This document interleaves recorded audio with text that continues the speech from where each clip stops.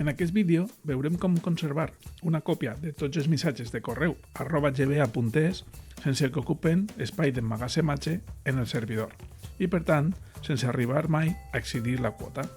Ho farem amb el programa Thunderbird i mitjançant l'ús de carpetes locals.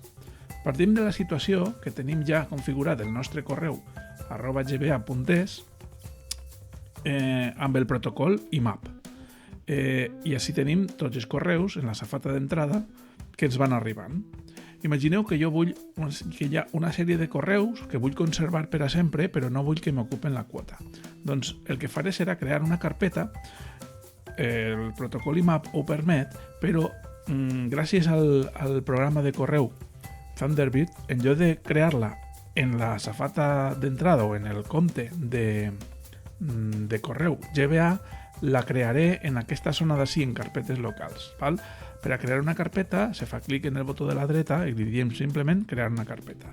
Li poso el nom, legislació, per exemple, i tots els missatges que jo vull guardar en aquesta carpeta els vaig seleccionant i simplement els vaig arrossegant a la carpeta legislació.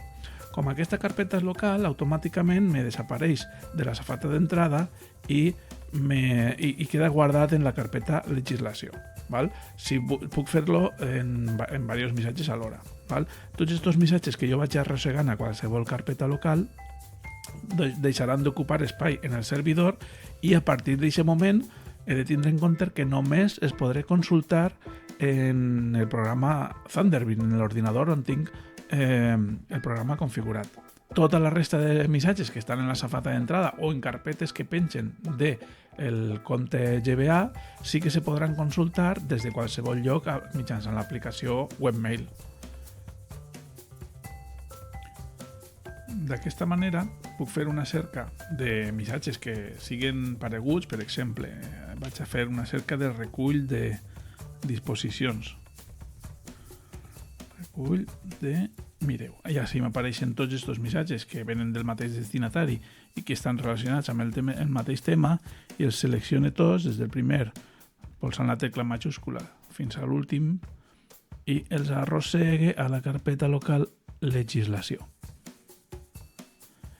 El sistema, quan ho faig en bloc, tarda un poquet perquè està interactuant i sincronitzant carpetes amb el servidor. En aquest moment me desapareixen de la safata d'entrada i tinc tots els missatges en la carpeta local legislació. D'esta manera vaig buidant la quota que m'està ocupant en el servidor. Una segona acció que podem fer per a no ocupar quota del servidor és fer que tots els missatges enviats es guarden en una carpeta local en lloc de guardar-se en una carpeta del servidor. Sabeu que cada vegada que jo envio un missatge, els missatges van apareixent en la carpeta enviats i això m'està ocupant quota també del servidor. Val. Doncs se pot configurar el Thunderbird de manera que podem dir-li que cada vegada que jo envio un missatge es guarde la còpia del missatge en una carpeta local. Això ho farem de la següent manera. Fem clic en el botó de la dreta sobre el compte de correu i li direm paràmetres. I així, en paràmetres, el que farem serà anar-me una còpies i carpetes i hi ha un apartat on diu en enviar missatges automàticament 2 punts i farà automàticament el que configurem així. Doncs tenim, per omissió, el Thunderbird deixa una còpia en la carpeta enviats del nostre compte. El que anem a fer nosaltres és a dir-li que deixi una còpia en la carpeta enviats, però no del nostre compte, sinó de carpetes locals. Li donem d'acord i a partir d'aquest moment, cada vegada que jo enviï un missatge, es guardarà en la carpeta enviats, però dins de carpetes locals. De moment, com no he enviat encara cap, doncs no. Però si envie un missatge, vaig enviar-me a mi mateix qualsevol missatge de prova, per exemple, li donem a enviar. Fixeu-vos, a partir d'aquest moment, en les carpetes locals m'apareix enviats i així m'apareix el missatge que jo acabo d'enviar. Els missatges que teníem en enviats continuen ocupant d'espai en el servidor, però puc seleccionar-los tots i arrossegar-los a la carpeta local enviats. Automàticament, tots els enviats es podré consultar en el Thunderbird i ja no m'estan ocupant espai en el servidor.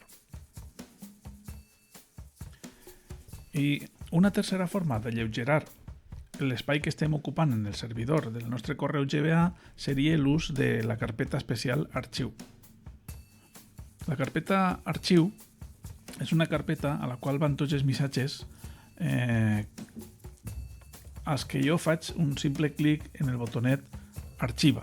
Per exemple, este missatge ja no vull consultar més, no vull que m'aparega més en la safata d'entrada, li dono el botonet arxiva i automàticament se'm ve així a la carpeta arxiu, dins els arxiven per anys, m'apareixen tots els missatges que jo he anat arxivant. Val?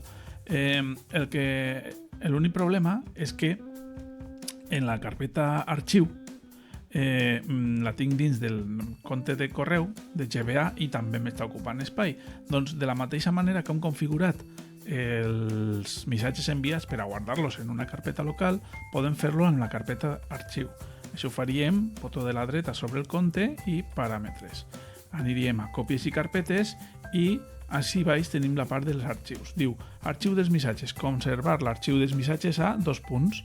Aleshores, en lloc de dir-li la carpeta arxiu de el meu compte de correu, li direm la carpeta arxiu de carpetes locals.